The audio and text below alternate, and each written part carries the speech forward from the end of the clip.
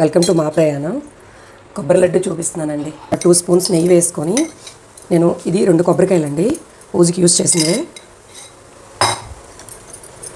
2 కొబ్బరికాయలు కొట్టి మిక్సీ పట్టుకున్నానండి.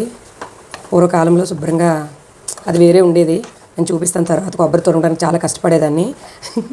ఇప్పుడైతే చక్కగా మిక్సీ పట్టుకుంటే అయిపోతుంది. మరి ఎక్కువసేపు వేయించవసరం లేదండి. 2 స్పూన్స్ లేదంటే స్పూన్ ఒక సగం వేసుకొని గీ ఇలా కొబ్బరి తురుము ఆ మాత్రం వేయించుకుంటే సరిపోద్ది. ఒక 1.5 మినిట్ అలా ఉంది. కప్తో బెల్లం వేసుకొని వాటర్ కొంచెం యాడ్ చేసుకుంటే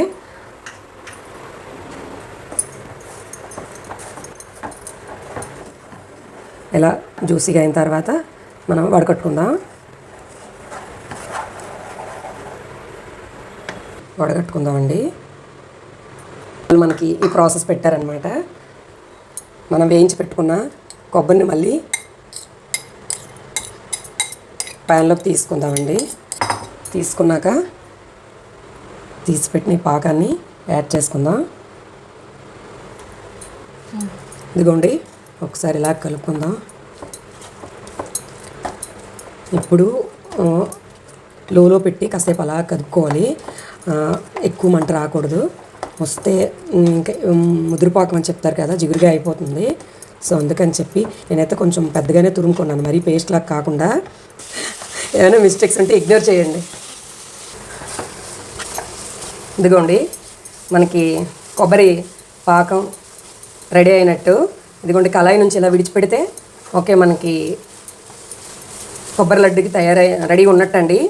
ఇది గోరువెచ్చగా అయినప్పుడు మనం లడ్డుకు చుట్టుకోవచ్చు. దీని బెనిఫిట్స్ అంటే మరి ఇంకా చెప్పనవసరం లేదు.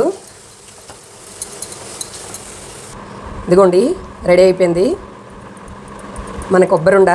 మనకు నచ్చిన సైజులో శుభ్రంగా చేసి పెట్టేయచ్చు. గోరువెచ్చగా అయిన తర్వాత మన చాయిస్ని బట్టి అండి. ఇదైతే పిల్లలకి చాలా మంచిది, మనకి ఇంకా మంచిది.